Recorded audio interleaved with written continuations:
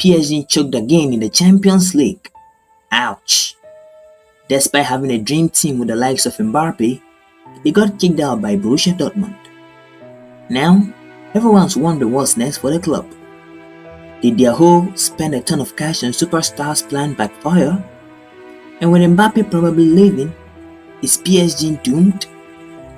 We've got much discussion on this coming up, so you might want to stick around to the end to find out. Before we begin, be sure to tap that subscribe button and let's delve right in. So awkward questions were inevitable after Paris Saint-Germain's latest Champions League humiliation, but that didn't make them any more palatable for the protagonist of the PSG project. With his own team now out, after a shock 2-0 aggregate loss to unfazed Borussia Dortmund, Kylian Mbappe was asked whether he would be supporting Real Madrid or Borussia Dortmund in the Champions League final. The Bernabeu-bound forward rolled his eyes and walked away, perhaps icked by someone other than himself having the audacity to bring up Madrid at the most inappropriate moment.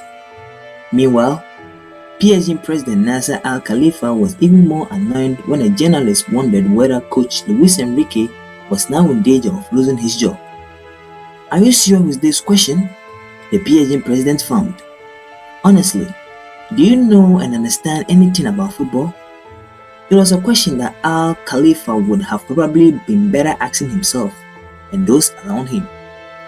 PSG have spent approximately 1.9 billion euros since the Qatari Sports Investment Group assumed control at the Parc des Princes in 2011, and yet they remain without a Champions League title. Assembling superstars didn't work, and building a team around Mbappe hasn't either. What's next then for PSG?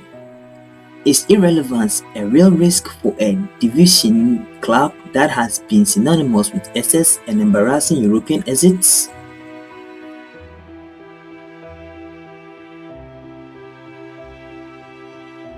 In his very first media appearance as PSG president all the way back in 2011, Al Khalifa insisted that the club's objective was not to sign existing superstars like Lionel Messi, but unearth the next generation of gems. And yet, after a decade of disappointment, PSG handed the Argentine striker a colossal contract at the age of 37.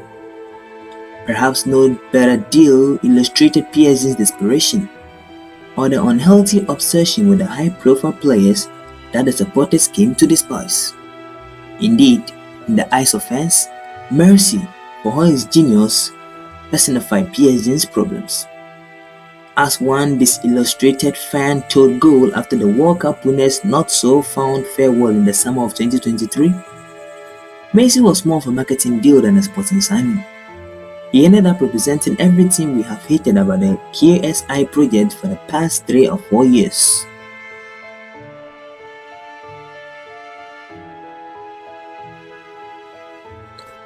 It had all started, of course, with a sensational double sweep for Neymar and Mbappe in 2017, when PSG shook up the footballing world with the 2 biggest deals in the history of the game. The attacking duo very nearly led the club to the promised land, but Thomas Tuchel's PSG was beaten by Bayern Munich in the 2020 Champions League final, and it all ended in acrimony. Neymar and Mbappe went from friends to foe, creating a dressing room divided that ultimately determinized another remarkable transfer window in the summer of 2021, when not only Messi arrived on a free transfer, but also Gigi Donnarumma, Sergio Ramos, and Gini Wijnaldum. PSG couldn't even get over the line with a collection of proven winners, and the identity of the coach appeared to make no difference either. When it was pointed out to Unai Emery in an interview with El Equipe that he was one of the 3 former PSG coaches in the quarterfinals of the 2022 Champions League, along with Carlo Ancelotti and Thomas Tuchel, he said, "That means they are all very good coaches. If they didn't make it with PSG, it's because there's something else, something wrong, basically something rotten."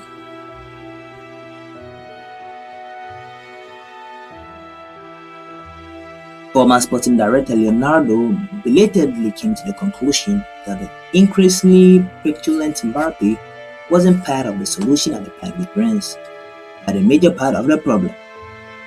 For the good of PSG, I think the time has come for Mbappe to go, no matter what.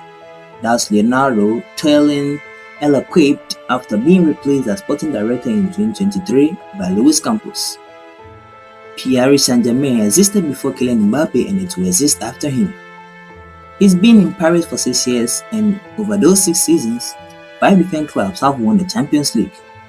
Real Madrid in 2018 and 2022, Liverpool in 2019, Bayern Munich in 2020, Chelsea in 2021 and Manchester City in 2023, none of which had Mbappe in their ranks.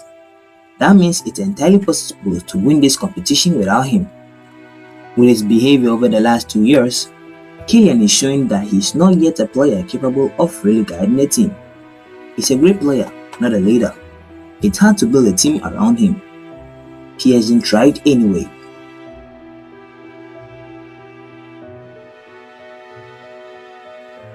Losing Mbappe may thus prove a blessing in disguise, and Al Khalifa spoke definitively after the Borussia Dortmund defeat on Thursday.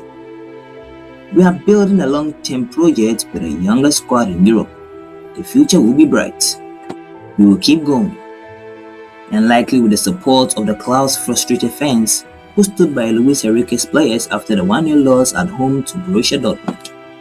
They arguably feel that they might just be about to get their club back, that maybe QSI had finally seen the error of their ways. There is simply no discussing the fact, though, that Mbappe, the boy from Bondi who has become the world's best player, should have been the poster boy of the new era in the French capital, only for PSG's owners to prove utterly incapable of managing a monster all of their own making. Now, without a cornerstone of the club's project, Al Khalifa put it to himself, there is a very real risk of the whole QSI enterprise coming crashing down. After all, PSG have always leaned heavily on big names to bolster the profile of a club formed in 1970. Ligue 1 simply doesn't generate anything like the same interest or revenue as other European leagues, primarily because state-backed PSG have turned it into an uncompetitive and unattractive one-horse race with their bottomless well of oil money. So they've always needed players like Zlatan Ibrahimovic and David Beckham to attract views and sponsors. The club's social media following peaked during the Neymar, Mbappe and Messi era, but no one will be left at the Parc des Princes come the start of the next season. What's next then for PSG? An even more uncomfortable question for Al Khalifa and co would be, without Mbappe, how many people actually care? And that's a wrap on today's Game on Dynasty, folks. What do you make of this Mbappe debacle? How is PSG going to survive after this? Let me know your thoughts in the comment section below. As always, don't forget to like, share, and subscribe to our channel for all the amazing content we've got. Until we meet again, this as always is the Game on Dynasty signing off.